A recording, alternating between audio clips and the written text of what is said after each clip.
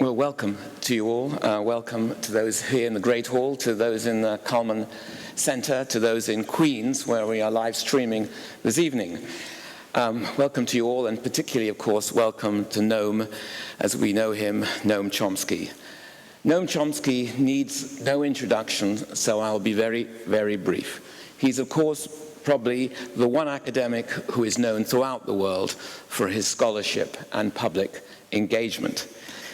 Currently Emeritus Professor in the Department of Linguistics and Philosophy at MIT, Noam was born in Philadelphia in 1928 and has worked for nearly all his career at one institution where he started in 1955, there's loyalty, MIT.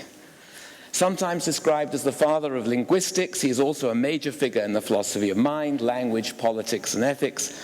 He was named the world's top public intellectual by one poll, but we hardly needed reminding. Noam has written over 100 books and has made massive contributions, of course, to the fields in which he's engaged. For years, he's been one of the most prominently cited academics. He has lectured in many of the most prominent lecture series of the world, and now he can add the Durham Castle Lecture series to his list. His list of awards and honors is extraordinary, and one hardly knows where to start. I counted honorary degrees from at least 38 of the most distinguished universities in the world. In Germany, this would be a nightmare because of the tradition and convention of introducing important speakers by all of their degrees. So it would be welcome, Herr Professor, Doctor, Doctor, Doctor, Doctor, till you get to 38. Among his most impressive honors, at least impressive to me, that I could find was a newly described species of bee that has been named after him. His talk, Surviving the 21st Century, will be for about 40 minutes or so, and then we will take questions from here and also from the other lecture theaters, which will somehow arrive on my iPad. Again, to remind you, hashtag Chomsky, if you wish to tweet. It's an incredible pleasure to have you here, and please join with me in giving Noam Chomsky a better welcome than he's ever had before.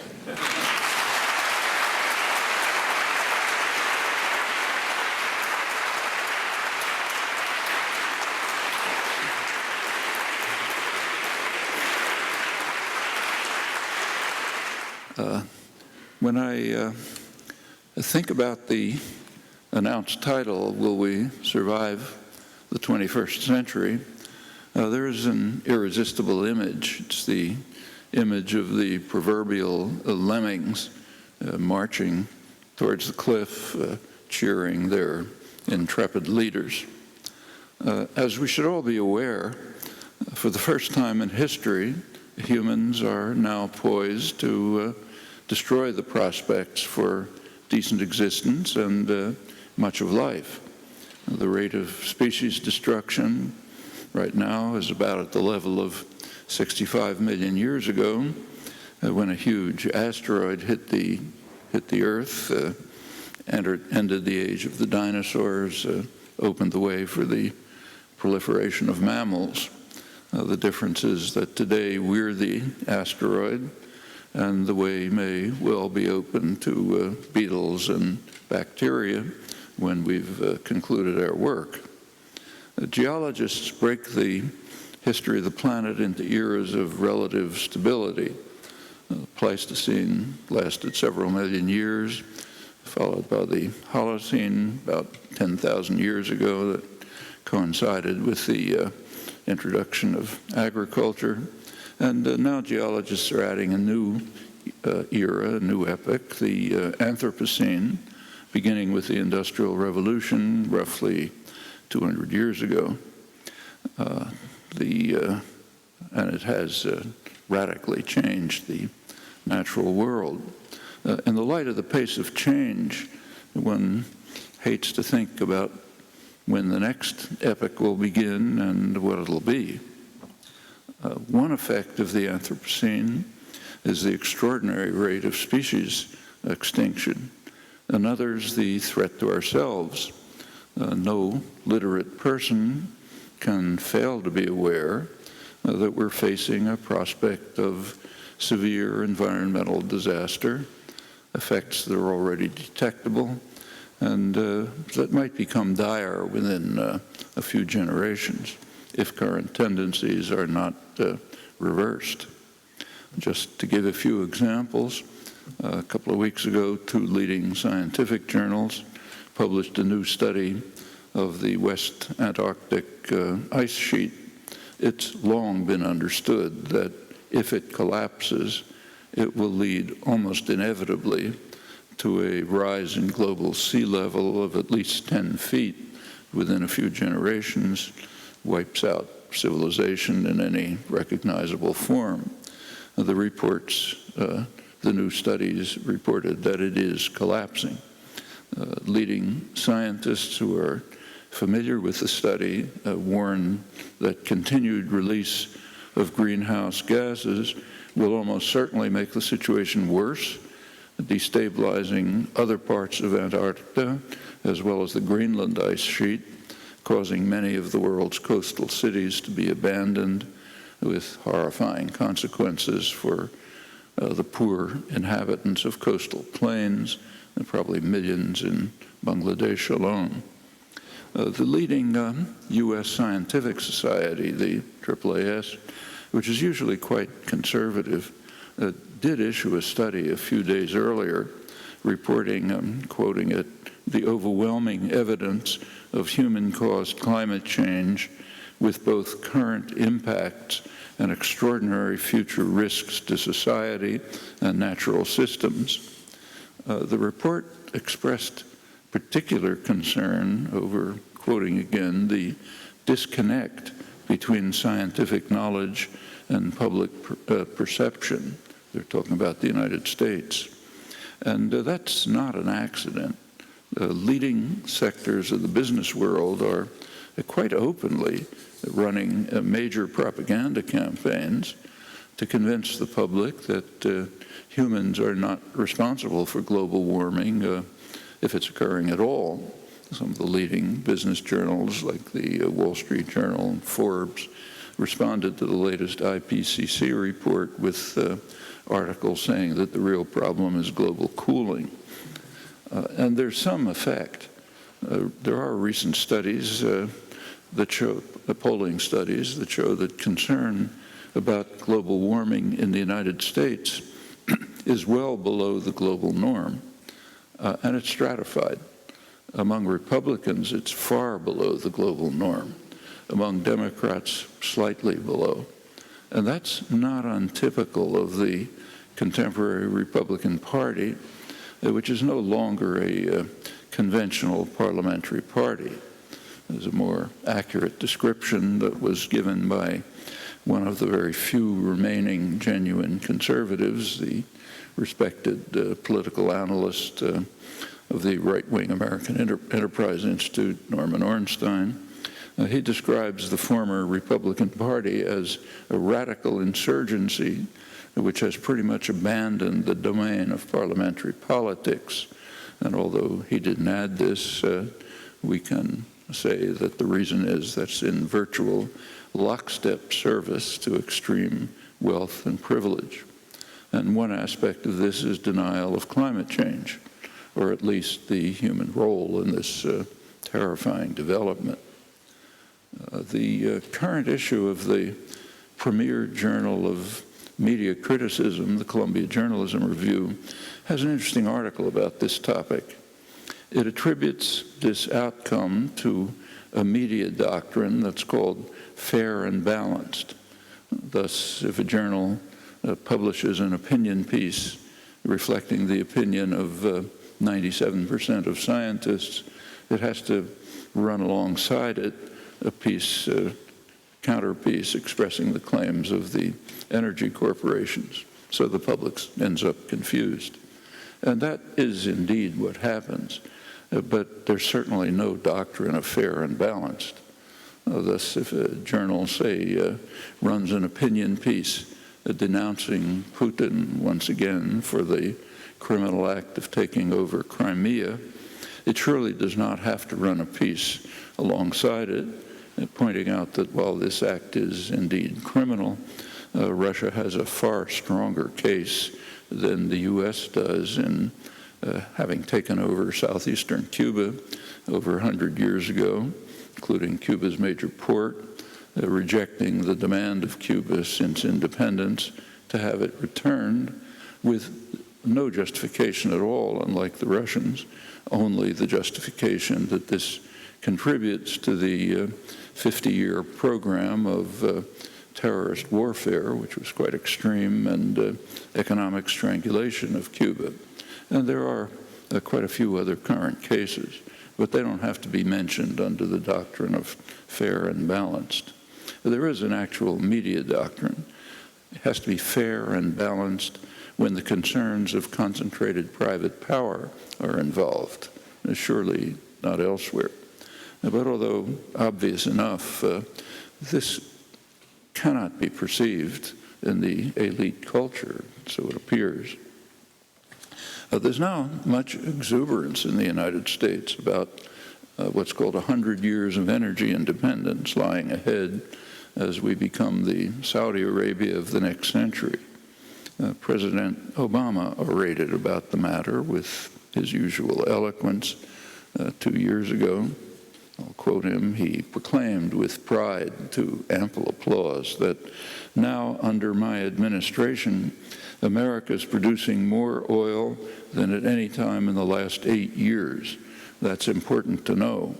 Over the past 3 years, I've directed my administration to open up millions of acres for gas and oil exploration across 23 different states. We're opening up more than 75% of our potential oil resources offshore. We've quadrupled the number of operating rigs to a record high.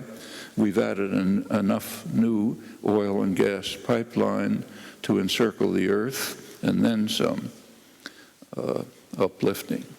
The applause tells us something important about our social and moral malaise. The president was speaking in Cushing, Oklahoma. That's an oil town, as he announced in greeting his appreciative audience. In fact, it's the oil town. It's described as the most significant trading hub for crude oil in North America. And industry profits are sure to be secured in the short term as producing more oil and gas here at home, and the president's words, will continue to be a critical part of energy strategy, as the president promised. Let's go to the media. A couple of weeks ago, the New York Times published an energy supplement, 8 pages, mostly euphoria about the bright future for the United States, poised to be the greatest producer of fossil fuels.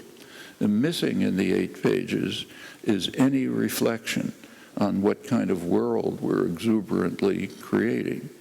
One might recall George Orwell's observation in his unpublished introduction to Animal Farm about how in free England ideas can be suppressed without the use of force, not least because immersion in the elite culture, having a good education, instills the understanding that there are certain things it wouldn't do to say, or we can add even to think. In the moral calculus of contemporary Anglo-American state capitalism, profits and bonuses in the next quarter that greatly outweigh concern for the welfare of one's grandchildren. While much remains uncertain, we can assure ourselves with fair confidence that future generations will not forgive us for our silence and our apathy. We might, in fact, wish to consider a remarkable paradox of the current era.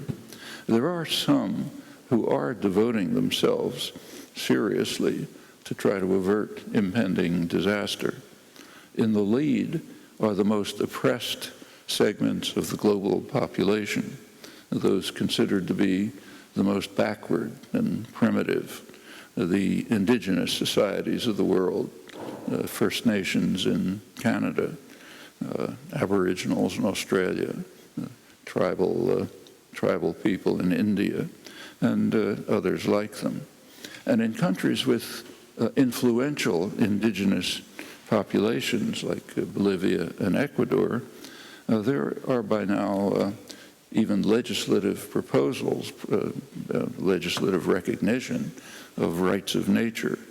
The government of Ecuador actually proposed to leave their supplies of oil in the ground where they should be if the European countries would provide them development aid amounting to a small fraction of what they would sacrifice by not exploiting their oil resources.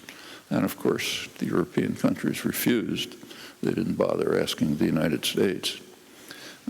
While indigenous people are trying to avert the disaster, in sharp contrast, the race to the cliff is led by the most advanced, educated, wealthy, privileged societies in the world, notably North America, others not far behind, few exceptions like Germany, but not many. Unless there's a significant change of course, and soon, the prospect for decent survival is quite slim. And that's not all.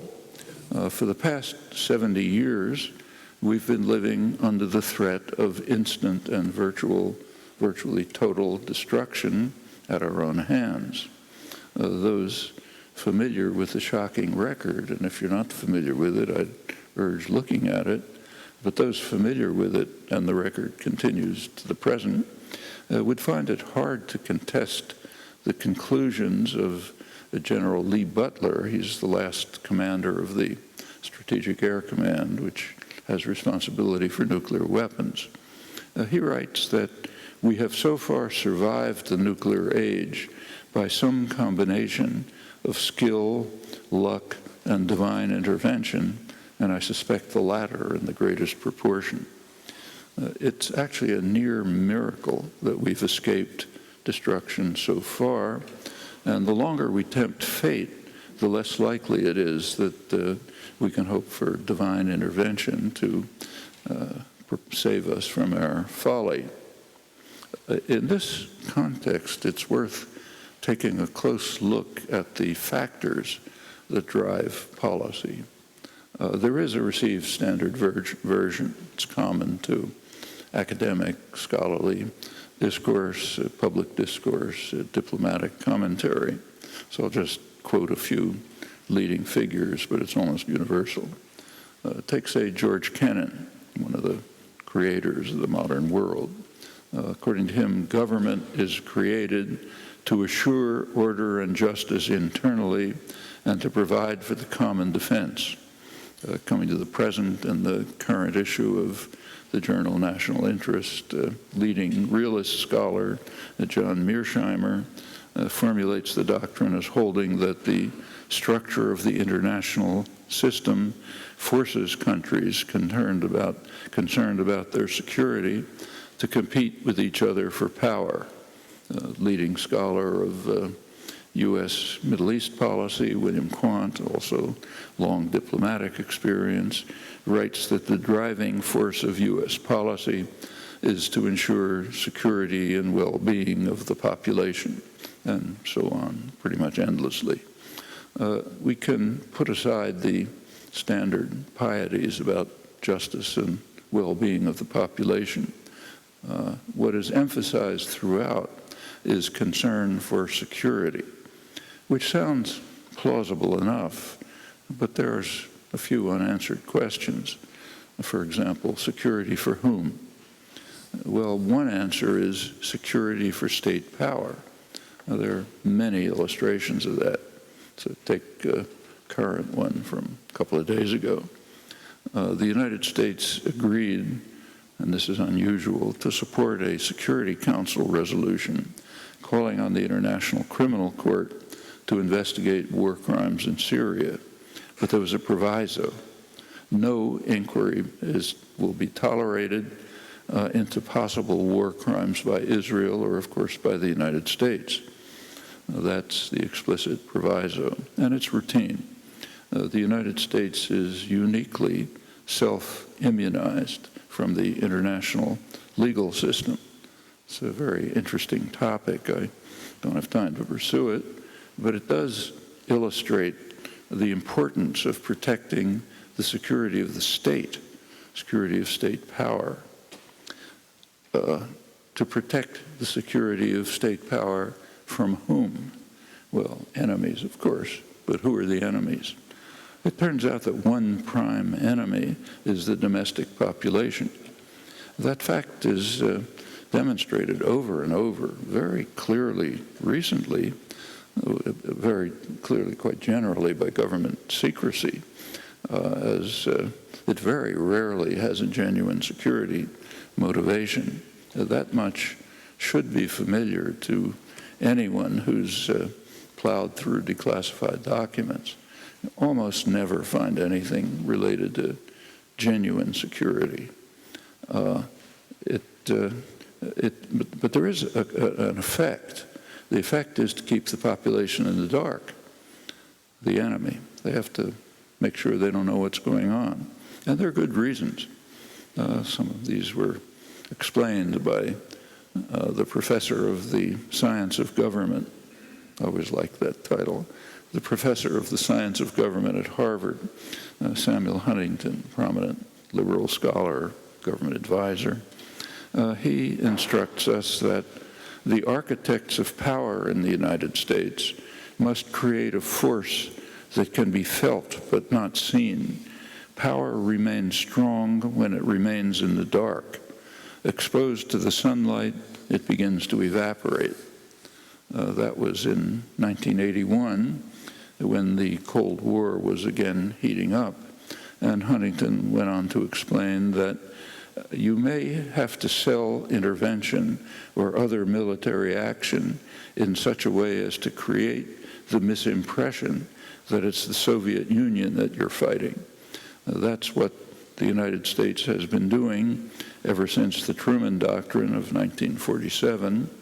1981 was another critical year in this regard. It was the year when Reagan declared the first war on terror, plague of the modern age, return to barbarism in our time, et cetera, and ever since then, particularly after the disappearance of the Russian threat, or temporary disappearance as a concocted ogre, terror, you have to create the misimpression that it's terror that you're fighting.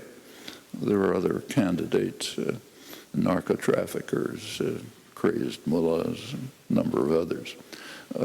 All of this is rarely acknowledged, but it's very accurate, and it's a good insight into state power and policy.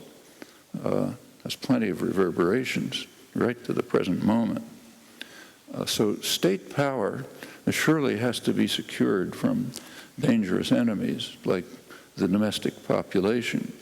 But in sharp contrast, the public is not secure from state power. There's a very striking illustration of that right now.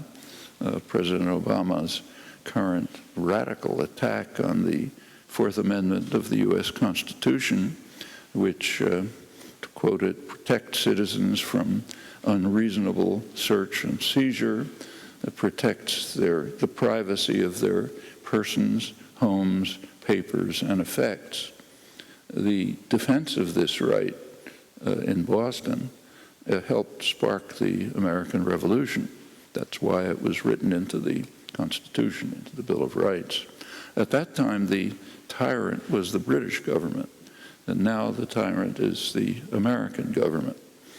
Of course, referring to the extraordinary surveillance campaign, Obama's surveillance campaign, which seeks to monitor everything without exception that you say or do, and anyone connected in any way to the electronic culture, cell phone, computer, landline, is vulnerable to this inquiry. And Britain agrees. The government remains tyrannical. The British government, as perhaps you know, authorized the United States National Security Agency, actually requested it, quotes, to analyze and retain any British citizen's mobile phone and fax numbers, emails, and IP addresses that are swept up in the NSA dragnet, which is colossal, picks up essentially everything. You should also be happy to know that the NSA routinely receives or intercepts routers, servers, computers, other computer network devices that are being exported from the United States so that it can implant surveillance tools, make sure that the NSA knows every keystroke you're making. And presumably China does the same, which kind of exhausts the range. All of this is justified by security in accord with the standard doctrine. But it's worth remembering that the claim of justification for security carries no information whatsoever, literally, even in the technical sense. It's completely predictable for virtually all actions of states when they're caught in some crime or malfeasance. And if something's perfectly predictable, it simply carries no information. In the case of the Snowden revelations, the first reaction of the U.S. government was the reflexive one, security. The president, the head of the NSA, informed the public that numerous terrorist plots were stopped by these surveillance methods. And the first claim was 54 were stopped. And that was later reduced to a dozen. And there was later a government commission established which investigated exactly how many had been stopped, and it turned out there was one. Somebody sent $8,500 to Somalia. That, so far, is the total yield of this colossal effort to monitor and control the population, the domestic enemy. There is another concern, security for private power. Major current illustration are the huge trade agreements that are now being negotiated, Trans-Pacific and Transatlantic. They're secret, but not completely. They're not secret to the hundreds of corporate lawyers and lobbyists who are writing the detailed regulations. You can guess what they are and why they're secret. There are other illustrations throughout the Snowden documents. One of the interesting parts of them is that they reveal extensive economic espionage in the interests of U.S. corporations. Actually, when this is brought to the attention of the government, they say, well, we don't choose particular corporations, which is correct. It's just the general corporate sector that has to be, whose security must be protected by state intervention. Well, there are other examples. They're actually too numerous to mention, and they shouldn't be surprising. Actually, there's a recent study just came out from Princeton University to leading political scientists, Martin Gilens, Benjamin Page, who studied hundreds of policy decisions and conclude with very careful analysis, I'll quote, economic elites and organized groups representing business interests have substantial independent impacts on U.S. government policy, while average citizens and mass-based interest groups have little or no independent influence.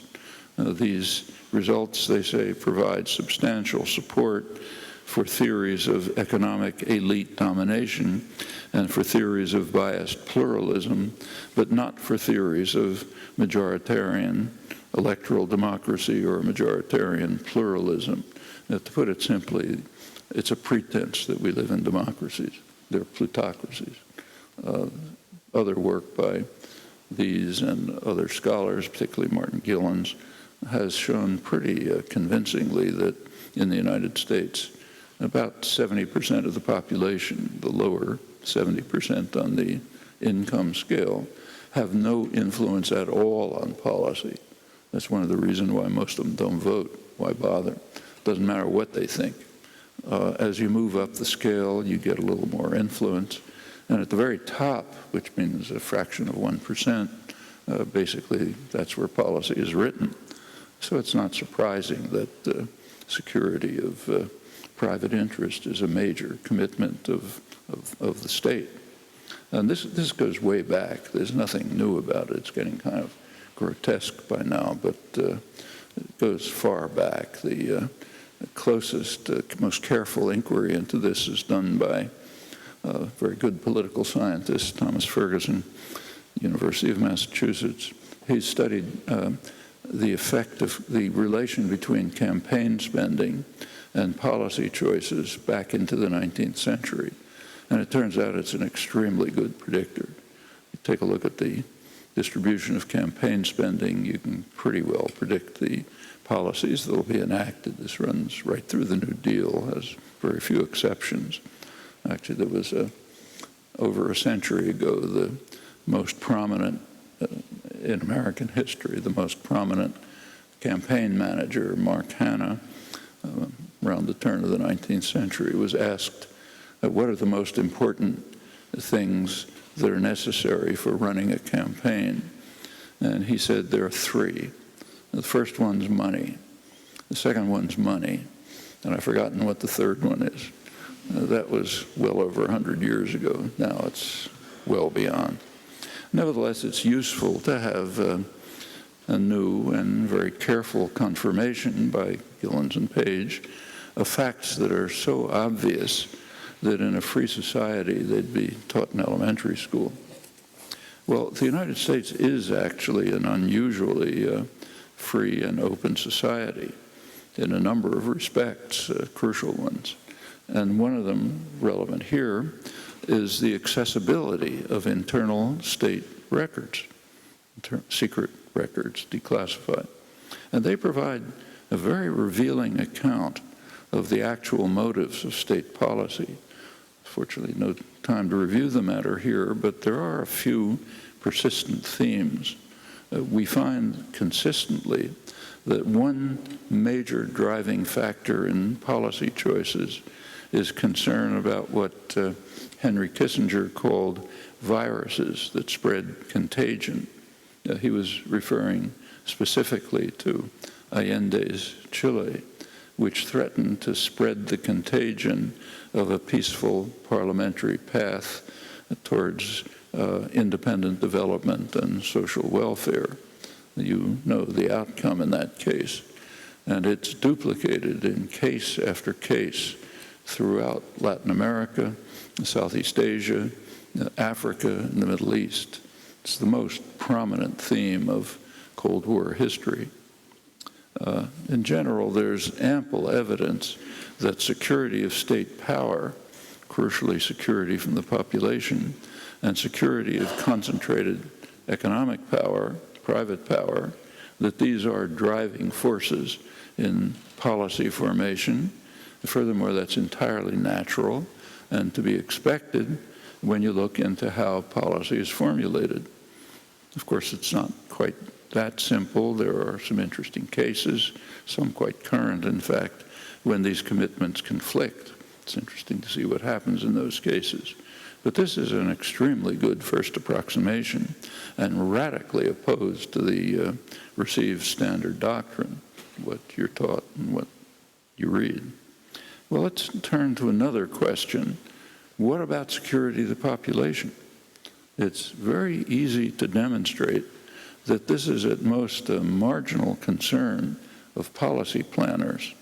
So take two very prominent examples, two I mentioned, global warming and nuclear weapons, both dire threats to the security of the population. Turn to state policy. In both cases, it systematically attempts to accelerate the threat in the interests of its primary concerns, protection of state power and protection of concentrated private power, namely the power that largely determines state policy. In the case of global warming, the conclusion is too obvious even to tarry on. so I'll drop it. But it's quite instructive to see that even instant destruction by nuclear weapons has never ranked high among the concerns of state authorities. Now, the record reveals that quite clearly. So let me run through a few examples. Start in the early days of the atomic age, around 1950. At that time, the United States was overwhelmingly powerful and enjoyed remarkable security. There was nothing like it in history. It controlled the Western Hemisphere, controlled both oceans, controlled the opposite sides of both oceans, had half the world's wealth, just incomparable power and security. Actually, there was a potential threat, ICBMs with hydrogen bomb warheads. They didn't exist at the time, but it was a potential threat. There is a standard scholarly review of nuclear policies. It's undertaken access to high-level sources, declassified documents, by McGeorge Bundy. He was the National Security Advisor for Kennedy and Johnson administrations, former Harvard dean. And he writes that, I'll quote him, "The timely development of ballistic missiles during the Eisenhower administration, the 50s, is one of the best achievements of those 8 years. Yet it is well to begin with a recognition that both the United States and the Soviet Union might be in much less nuclear danger today if these missiles had never been developed." And he then adds an instructive comment. He says, "I am aware of no serious contemporary proposal in or out of government that ballistic missiles should somehow be banned by agreement." So in short, there was apparently no thought of trying to prevent the sole serious threat to the United States, the threat of instant, utter destruction. And this striking fact merits barely a phrase in this massive, standard, comprehensive history, and it's also passed unnoticed. Well, could it have been prevented? Can't be sure, of course, but there are some indications that it might have been possible. One suggestive indication is a remarkable proposal by Stalin in 1952.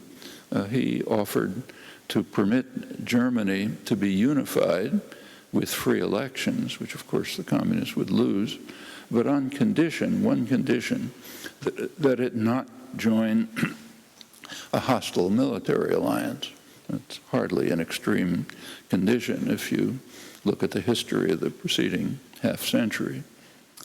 Stalin's proposal was ignored or ridiculed, but recent scholarship has begun to take a different view, especially with the release of Russian archival records. There's a bitterly anti-communist Harvard scholar, late Adam Ulam, specialist on the Bolshevik period. He takes the status of Stalin's proposal to be an unresolved mystery.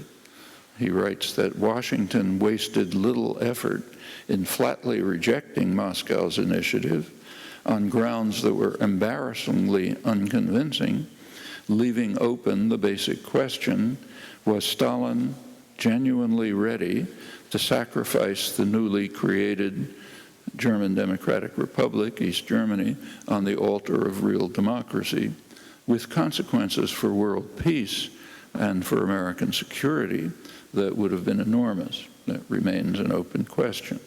One of the most prominent Cold War scholars, Melvin Leffler, has reviewed recent research in Soviet archives, and he writes that many scholars, including him, were surprised to discover that Lavrenti Beria, the sinister, brutal head of the secret police, proposed that the Kremlin offer the West a deal on unification and neutralization of Germany, agreeing to sacrifice the East German communist regime to reduce East-West tensions, and of course, for them, improve internal political and economic conditions. opportunities that were squandered in favor of, by the West, in favor of securing West German participation in NATO. Under the circumstances, actual circumstances, not the propaganda ones, it's not impossible that agreements might have been reached that would have protected the security of the population from the gravest threat on the horizon, instant total destruction. But the option, the possibility, was apparently not considered, recognized, but dismissed or ridiculed. It's another indication of how slight a role authentic security plays in state policy, contrary to standard doctrine. And actually, that was revealed again repeatedly in the years that followed. A couple of years later, Nikita Khrushchev took office. He understood that Russia could not compete militarily with the United States, the richest, most powerful country in history, incomparable advantages. If Russia hoped to escape its economic backwardness and the devastating effect of the Second World War, he concluded it would be necessary to sharply reverse the arms race. And he, in fact, proposed sharp mutual reduction in offensive nuclear weapons. The incoming Kennedy administration considered the offer and rejected it. It turned instead to rapid military expansion. There's a review of this by one of the most respected IR international relations scholars, Kenneth Waltz, recently died. He wrote that the Kennedy administration undertook the largest strategic and conventional peacetime military buildup the world has ever seen, even as Khrushchev was trying at once to carry out a major reduction in the conventional forces and to follow a strategy of minimum deterrence. And we, the United States, did so even though the balance of strategic weapons greatly favored the United States. Again, decisions that harm national security, harm the security of the people, while enhancing state power. Kennedy, as you may recall, barely squeaked to victory in 1960 in the election, mainly by fraud. But one of the ways he squeaked to victory was his charge that the opponent, Eisenhower and Nixon, had permitted the Russians to leap ahead in offensive weaponry, creating what was called a missile gap that severely threatened U.S. security, and that frightened the population. The reality was that the United States was far in the lead. The Russians actually had 4 operational ICBMs, which were exposed to attack, tiny fraction of the U.S. arsenal. That was recognized by the Kennedy administration. McGeorge Bundy, National Security Advisor, speaking for the administration, he explained that they had nevertheless been right in emphasizing a fake missile gap. And the reason he gave was that the phrase had a useful shorthand effect of calling attention to our basic military posture, namely the posture of rapidly expanding the overwhelming U.S. dominance and threat while rejecting security and the prospects for survival. Normal. There was a Soviet reaction. It was to place missiles in Cuba in October 1962.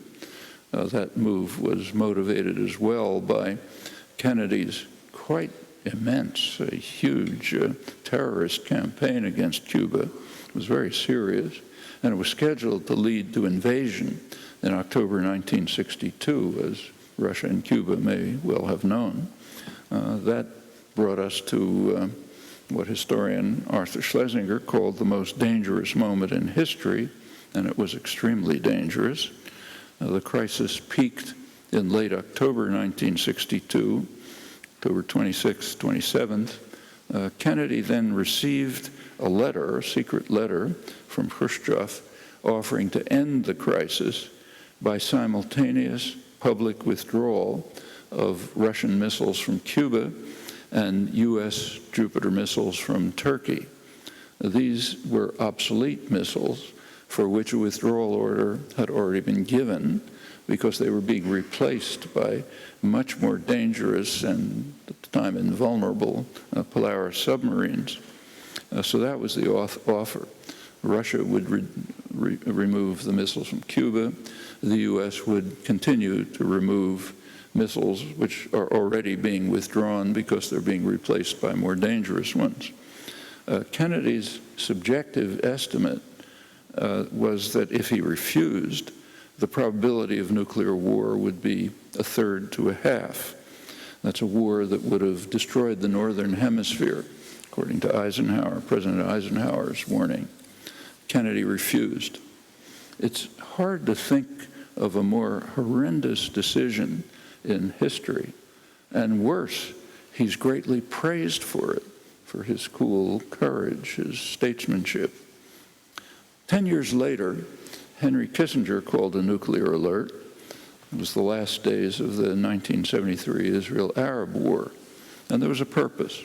The purpose was to warn the Russians not to interfere with his delicate diplomacy.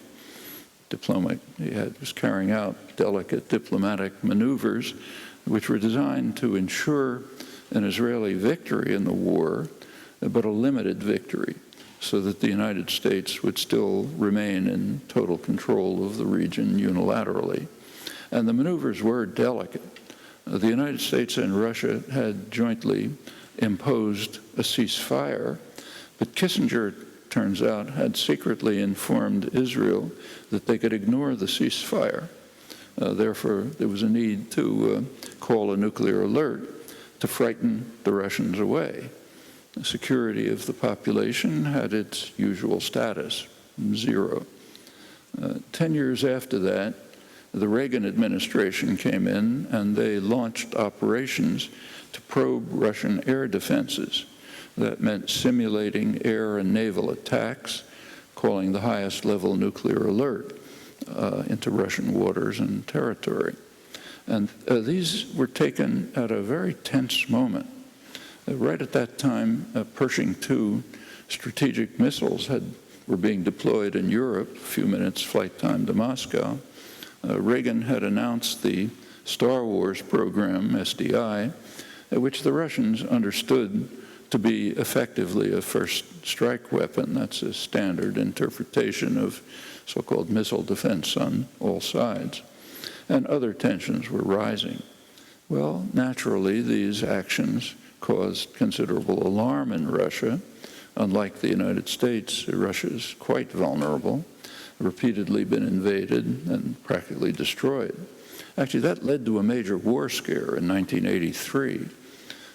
Newly released archives, Russian archives, reveal that the danger was much more severe even than historians of the nuclear interactions had previously assumed. There's a recent CIA study which is called "The War Scare Was for Real." It concluded that U.S. intelligence had underestimated Russian concerns and the threat of a Russian reaction. These exercises, I'm quoting, almost became a prelude to a preventative nuclear strike, an account in the recent issue of the Journal of Strategic Studies. And it turns out it was even more dangerous than that.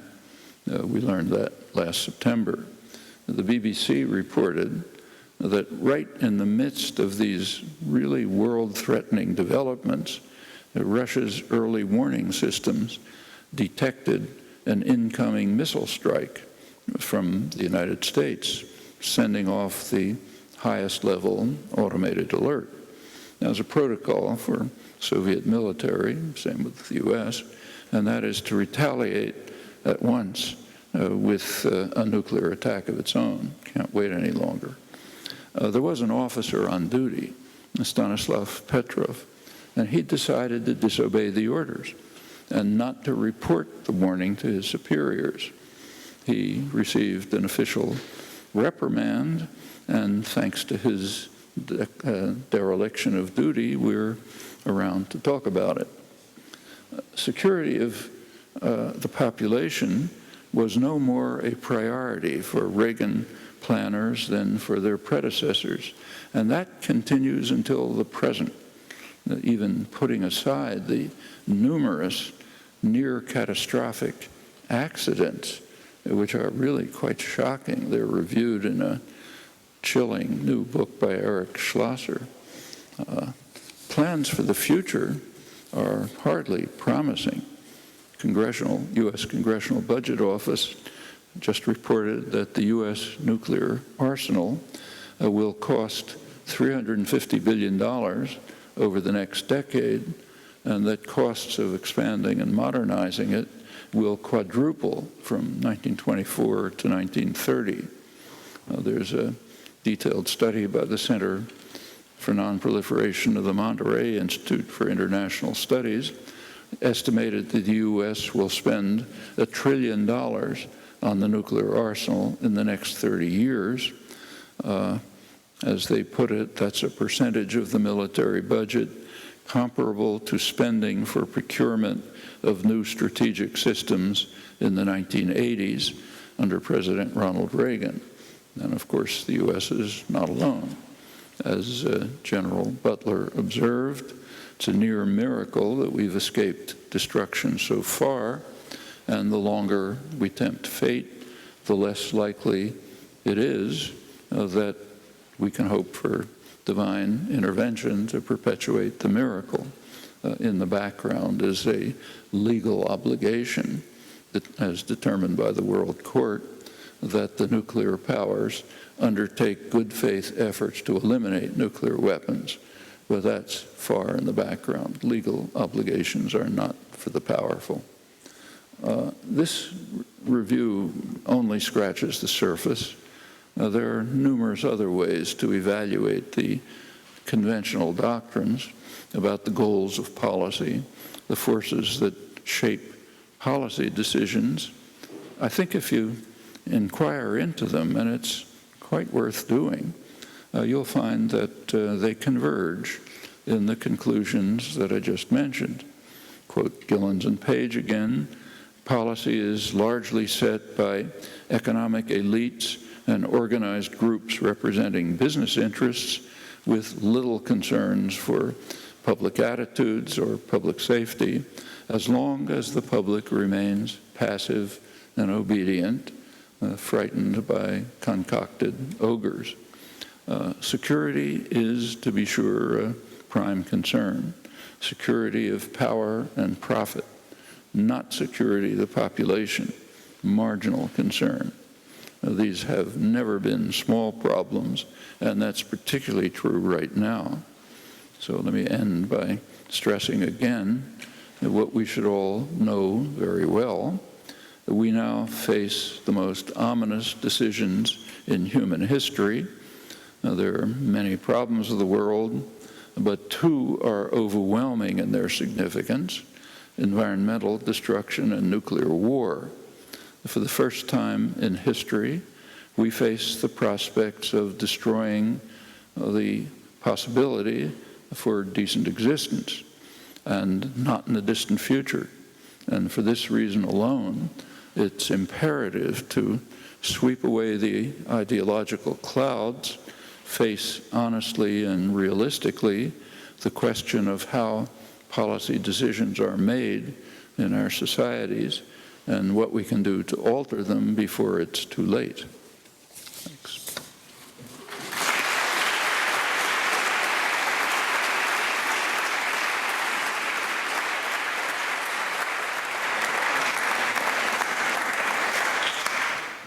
Well, now to you all. I'd like to take questions in clusters of 3 so that we can get a few remarks out. I'll take 3 from the Great Hall now before we go to other lecture theatres and bring them in. So do I see any hands? We have a roaming mic and you'll need it. So there's a gentleman at the back there. Sorry. Hi, Mr. Chomsky. Paris Katsinas, on behalf of the Greek Editors Journal and on behalf of the ex-Greek BBC. I had many questions to ask you. Can you put the mic just do I need to away from your mouth? Away from me, sorry for the feedback. Can you hear me clearly? Yes. Thank you. I had many questions to ask you. One. One, yes. One Yes, short one. just one. But I chose one. Many people told me to ask you, but I chose the question of a 55-year-old doorman. He works in the doors here in the clubs in Newcastle.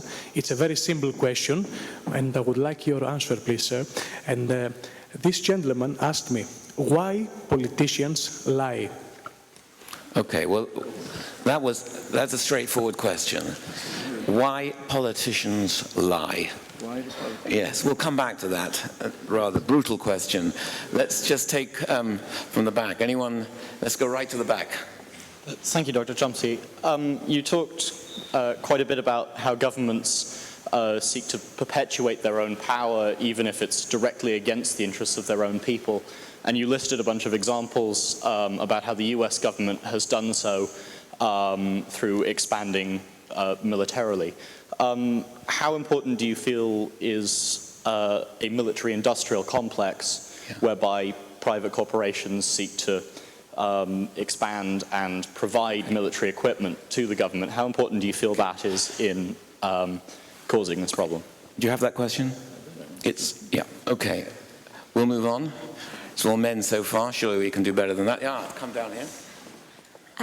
I was wondering, you talked about the role of the media in sort of perpetuating a gap between public knowledge and scientific knowledge. And I wondered if you thought that, the growing force of the internet and the power of any person to reach a worldwide audience might do something to negate that and to try and improve that and sort of narrow that gap. Do you want to put that into a short question? Go on. I wondered if you thought that through the internet, people might be able to narrow the gap between scientific knowledge and public knowledge. Can the internet narrow the gap between, ideology and knowledge, as it were? All right, let's take those three to begin with. Well, I think that that relates to the first question, why politicians lie. The simple answer is because we let them. We have the power to prevent it. But if you don't use the power, if you sit back and say, I don't care, then they'll lie. And they have good reasons to. I mean, would it make sense for Tony Blair, say, to stand up now and say, please set up a war crimes tribunal to try me for the supreme international crime of aggression? Would that make sense? Or for him to say, please throw me out of my position as a special representative for the Middle East Quartet because I'm doing absolutely nothing for peace but enriching myself? Or would it make sense for, and you can run down the line. Now, there's very good reasons either to lie or just not to tell the truth. If politicians told the truth, I think, you decide for yourselves, I think they would be saying what I was just talking about. They would be saying, we don't care at all about your security or your safety or your survival. We care about our power and about the power of the concentrated domestic power, which in our societies means basically the corporate sector. Now, it's not 100% the case, of course, but it will be, there's a strong tendency for it to be the case for the people who reach the top. That's how they reach the top. But the real answer is we let them. And that's up to, we're talking about ourselves now. Good to look into the mirror. Can the internet help?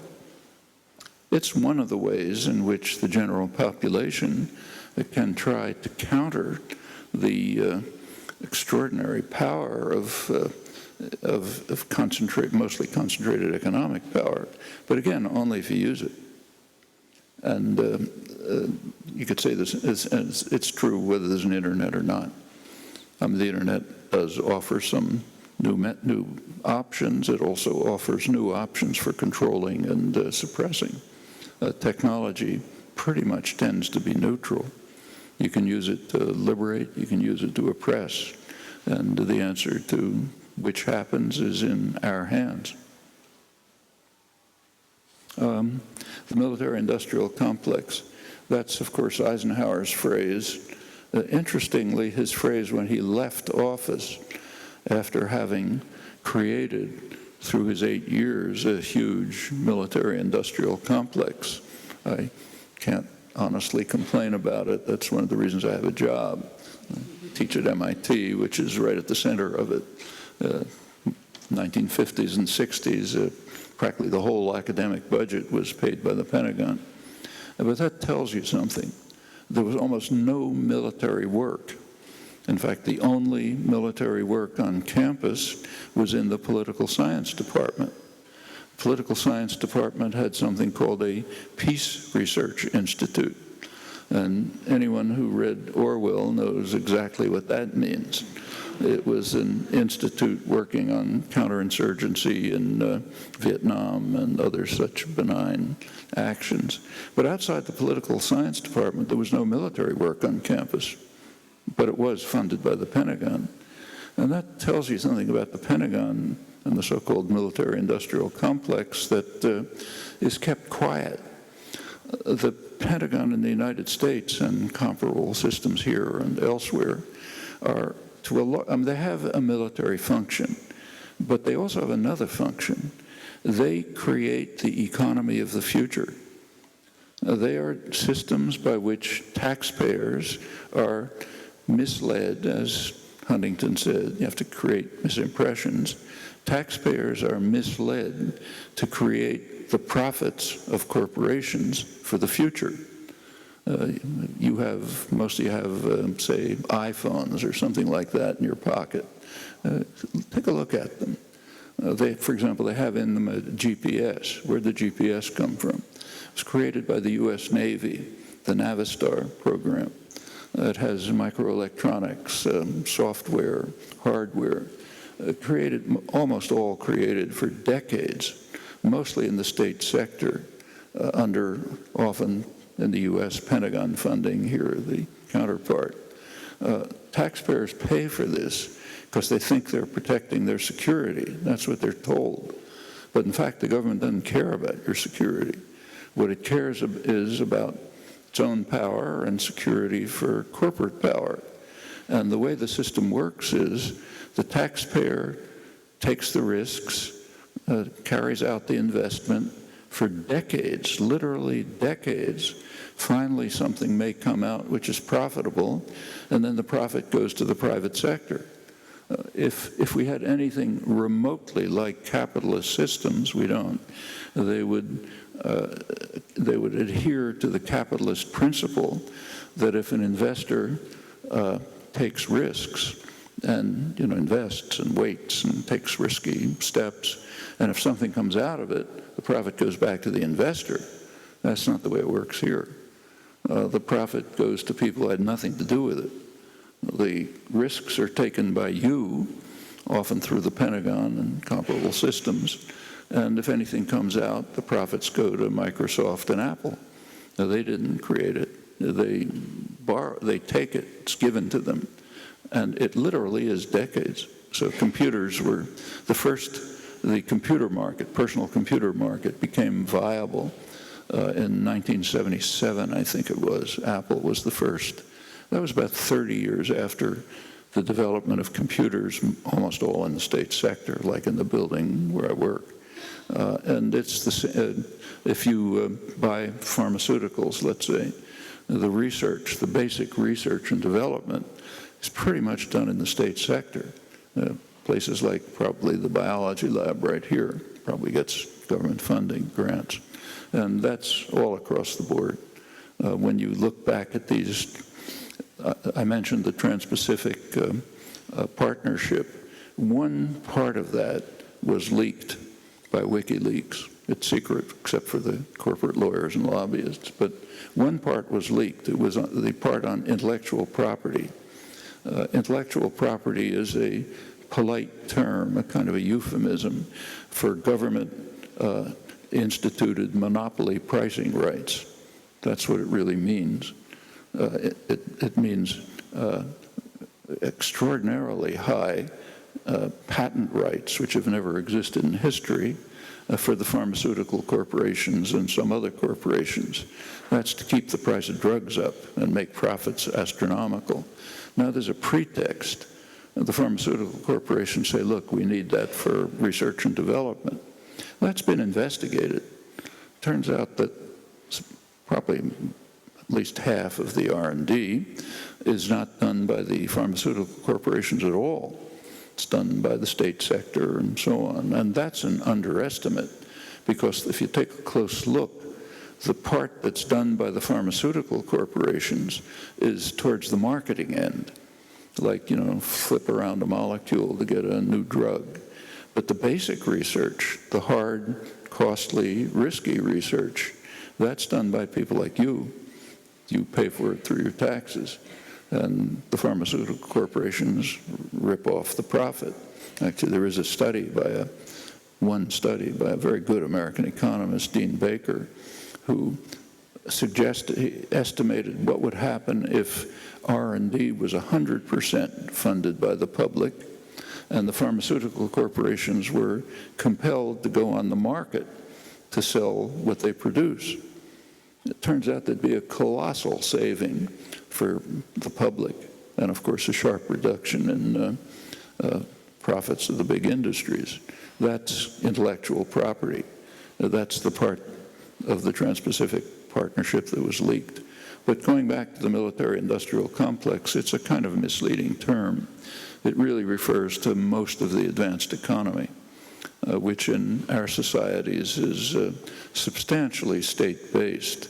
And incidentally, that goes back hundreds of years. You take a look at British economic development, it wasn't through the market. It was through powerful state intervention.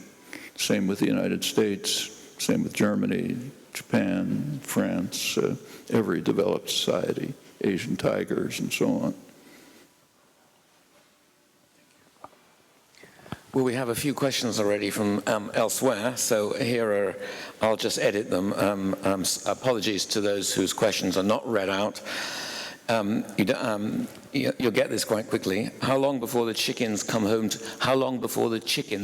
to roost is one question.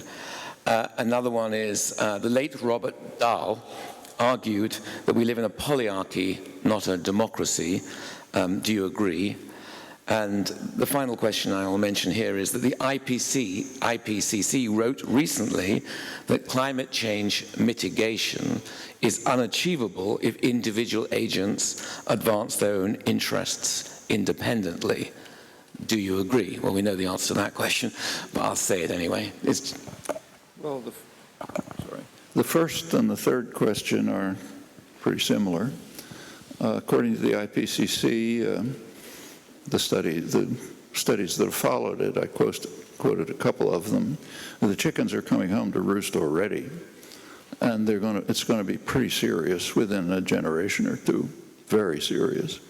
I mean, just imagine what a 10-foot rise in sea level would be. Most cities would be gone. The real danger, the catastrophe, would be for the poor, as always.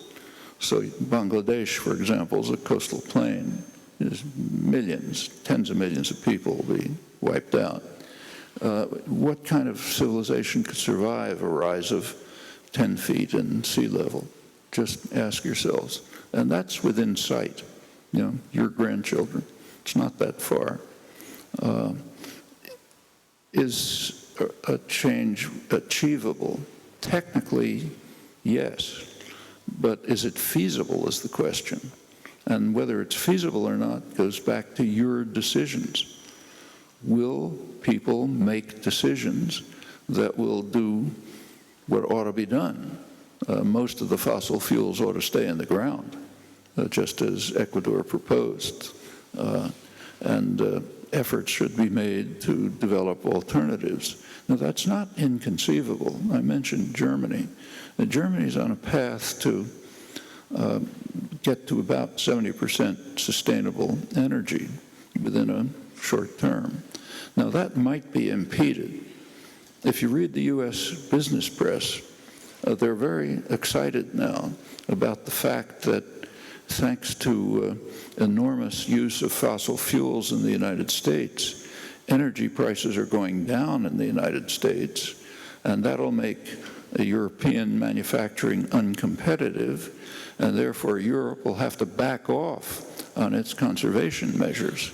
That's a great thing, because then we'll make even more profit and the steps that are taken towards saving our grandchildren will be dropped off. That is the moral calculus of Anglo-American state capitalism. We should recognize that.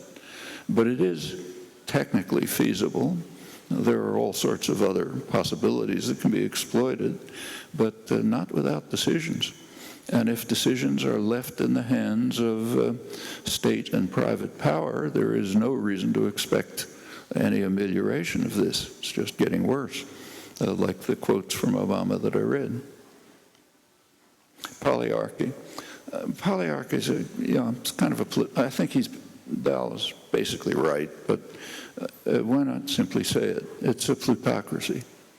The very rich make decisions in their own interests, and most of the population is irrelevant. Actually, it's worse in Europe than in the United States. Europe, what's happened in Europe in the past 10 or 20 years is just astonishing. I mean, even the Wall Street Journal is astonished. They pointed out recently in an article that, which is correct, that in Europe, no matter what government is elected, far left, far right, anything else, they follow exactly the same policies because they have no role in setting policy. The policies are set by the bureaucrats in Brussels under the shadow of the Bundesbank. So it doesn't matter what people think. In fact, there are some dramatic illustrations of that. A couple of years ago, the Greek Prime Minister, Papandreou, meekly suggested that maybe there should be a referendum in Greece so that people could say whether they wanted to accept the policies that were being dictated to them. He was denounced across the spectrum. Everybody denounced him as totally crazy. Now, how can you dare ask the population what policies ought to be? In Europe, we know that policies have to be set by the bureaucrats and the bankers. Polyarchy isn't really the right term for that. Are you okay for one more round of questions? All right, let's just see what we can find. This very difficult lady just there. I'm afraid my choices are going to be pretty arbitrary. Thank you. My question's about your final statement. You said something like, we have to face our two major problems and consider what we can do to avoid destruction. Think about what we can do. What would you advise we do when we leave this room? Because I feel quite depressed. Leave this room. What would you advise? Practically. Yes. Given what you have talked about and the imminence this century, as it were, of disaster, what would you advise people to do? All right. Let's go over there.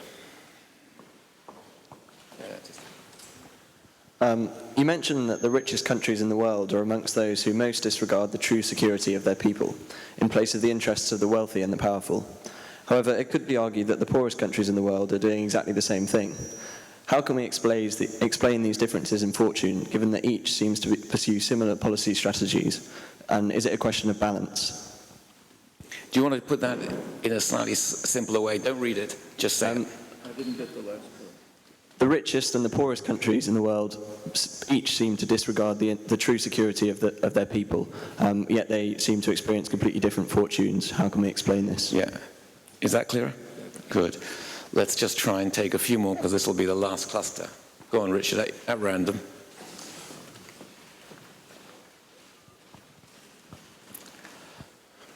In your talk, you talked mainly about the US and about Europe, but what do you think about the rise of China in terms of, the future of the human race, etc.? All right. I think I'll just take one last question over there, and then we'll have to stop. Rich, just over here in the corner.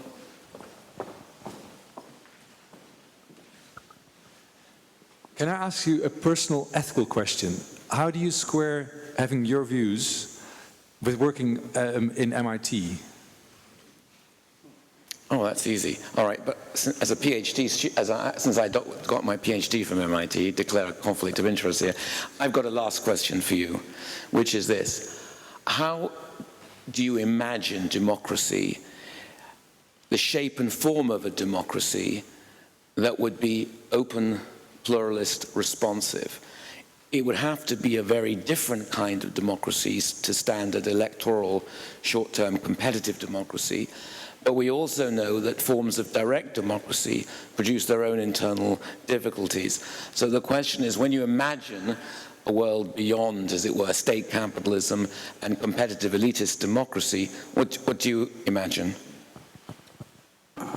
Okay, let me run through them in order. The first question is, as individuals, what can we do? The answer is practically nothing. What can be done, and always has been done in history, is by people who are organized groups. The labor movement, civil rights movement, women's movement, anti-war movement, environmental movements, these can do things. But and that's one of the reasons why powerful systems are so intent on atomizing people. It's very striking. Take there's a lot of propaganda about the wonders of markets. Actually, we only have very limited markets, but there are markets. Markets are supposed to be magnificent because they increase your choices. Actually, they restrict your choices. You think about it for a minute. Suppose I want to get home from work at night. Okay, the market offers me a choice. I can have a Ford or a Toyota. It does not offer me the choice of a Subway. What I want, what's good for me, what's good for the environment, what's good for my children, but that's not offered in the market. Markets offer individual consumption. And the enormous stress on the importance of markets is part of the way to drive people towards looking for yourself, amassing as many commodities as you can, forget everything else. In fact, if you think about it, every one of you has taken an economics course or read about it, then you know what markets are supposed to be. Markets are supposed to be systems in which informed consumers make rational choices, right? I'm sure every one of you has turned on a television set. Now, what do you see when you turn on a television set? You see that there's a huge industry, public relations industry, which began in the United States and Britain, incidentally, huge industry which is designed to undermine markets. Every ad is an attempt to create an uninformed consumer who will make an irrational choice, right? Huge effort on the part of the business world to undermine markets, but to keep the aspect that's useful for profit and power, namely separating people from one another, focusing on individual choices, not working with your neighbor. So to get back to what you can do as an individual, not a lot, except what's always worked in the past and can work in the future. The second question pointed out that the rich and the powerful states act pretty much the same way. Mostly that's true, not entirely. I mentioned the case of Ecuador, which did make an effort to do with its fossil fuels what ought to be done. But by and large, it's doubtless true. That's why I didn't really talk about states when I said that the sectors of the world population that are leading the effort to try to avert the disaster are not states. They're organized groups. They're the indigenous populations. The First Nations in Canada, let's say, are not a state. They're the ones who are trying to stop the tar sands development, which is really lethal. In Australia, the Aboriginal people are very battered and beaten. Those who have survived the onslaught are in the lead in trying to stop the uranium, gold, other mining. In India, there's a war going on with the tribal people trying to protect the reserves from destruction by developmental projects, mining and so on, which will destroy them. But as far as keeping just to countries, it's true that you can't expect states to behave very differently from the way they in fact do under our general kinds of organizations and structures. But of course, what the powerful states do is just a lot more significant. It doesn't matter that much what Ecuador does. It matters a lot what England and the US do. So that's up to us. And that gets to the next question, what about China? China's it's an interesting case. It's a complex case. China, in the last, China gained independence in 1949. From 1949 to 1979, that was roughly the Maoist period. There was a lot of there were a lot of horrors then. Real atrocities took place. A huge famine killed maybe 30, 40 million people. But there are some interesting things that happened that aren't discussed very much. There are interesting studies of comparing China and India. It's an interesting comparison. It attained independence at the same time, two huge countries. They're both very poor. They were pretty similar in 1949, late 40s. And they developed differently during the next 30 years. One of the major studies of this is by a leading economist, Amartya Sen, Nobel laureate in economics, a specialist on India. He and his associate, Jean Drèze, an economist in Delhi, a very good economist, did a study of mortality in China and India between 1949 and 1979, when China shifted course. Turned out in this period, according to their calculation, 100 million people were killed in democratic capitalist India as compared with China because of what India didn't do. It didn't introduce rural reforms, health clinics, barefoot doctors. In fact, did almost nothing for the peasant population. And the difference in mortality amounts to 100 million people. It's a pretty interesting, in itself, it's pretty striking, but it's particularly striking because what was happening in the propaganda system. Right at this time, a book came out in France first, then translated into English, called The Black Book of Communism, which is part of the huge propaganda onslaught against how terrible communism was. And yeah, it was pretty terrible, that's true. The book claimed that 100 million people had been killed by communism, okay? So here you have two studies. One of them says 100 million people were killed by the communists, most of it not based on any data much, just talk.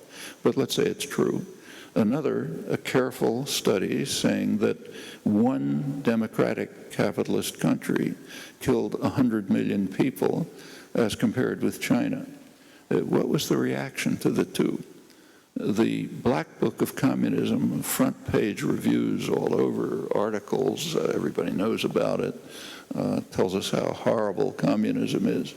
The Sen-Drèze study, I wrote about it. When Amartya Sen got the Nobel Prize, I had a lot of interviews, and I tried to convince journalists to mention it. One did, an Indian journalist actually mentioned it. You're going to look pretty hard to find any reference to it. Well, that's one fact about China. Since China began its shift towards a kind of a, whatever you call it, a state market system, there has been substantial growth. Mortality, on the other hand, is leveled. Health of the population has not improved, barely improved.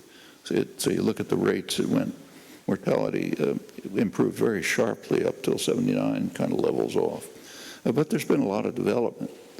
China's raised more people out of poverty than the rest of the world combined by a long shot in the last generation or two. And China's busy destroying the environment. They now produce more,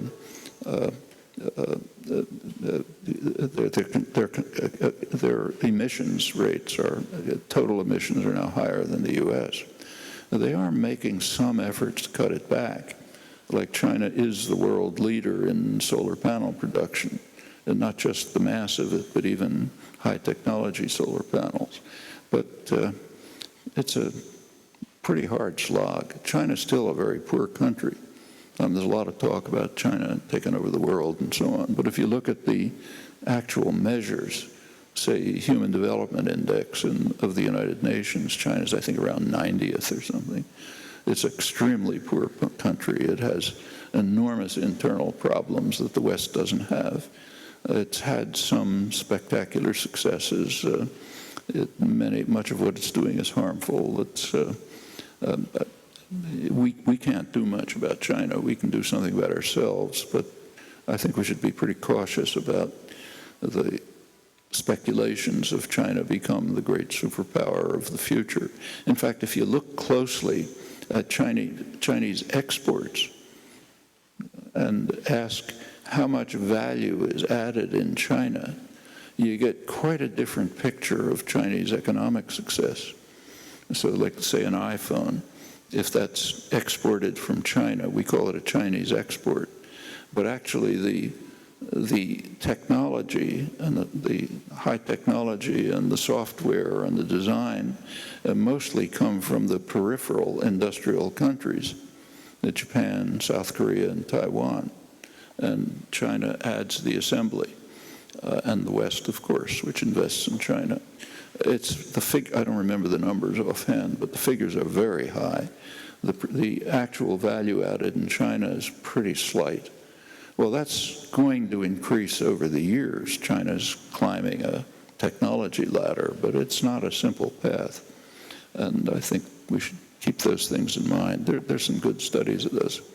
Working at MIT, I don't find a problem with it. I don't have any objection to the fact that people have computers, internet, iPhones, and so on. I don't like the way it's done. It's done very undemocratically.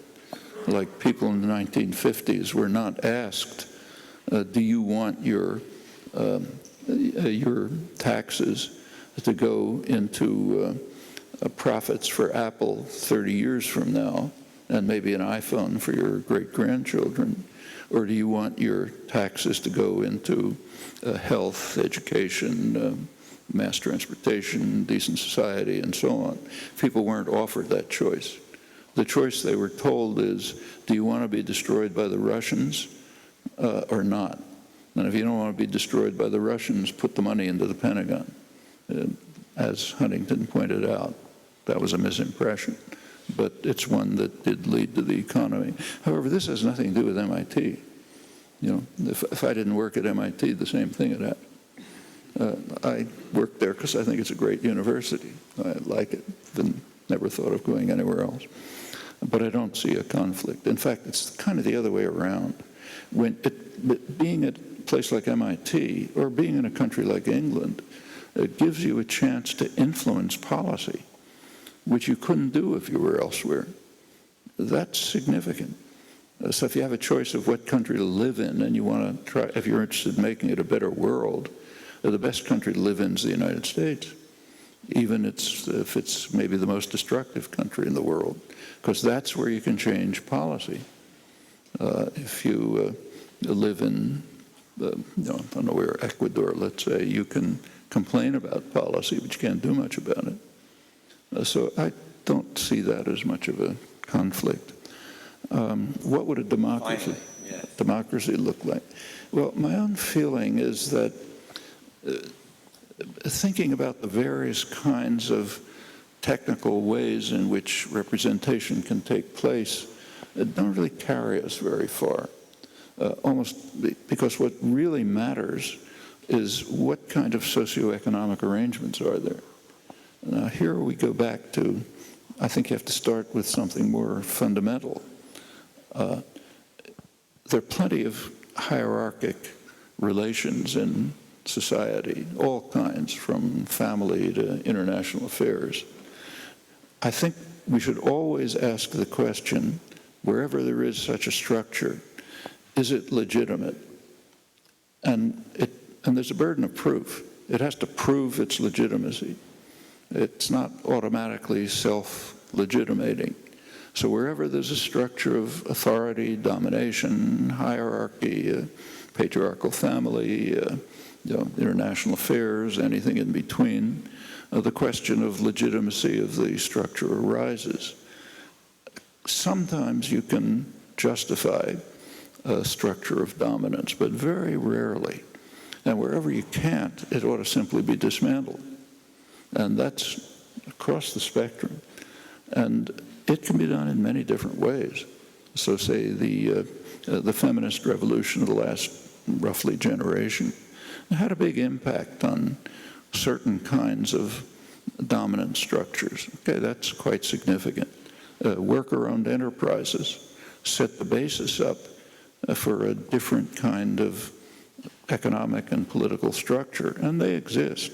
Some of them, in fact, are quite substantial. The Mondragon conglomerate in Spain is, first of all, economically quite successful. It's one of the few parts of the Spanish economy that's going to survive this austerity, devastating austerity policies. But it also is democratic in a way which doesn't show up in method of voting and so on. And I think those are kind of the major factors that have to be looked at.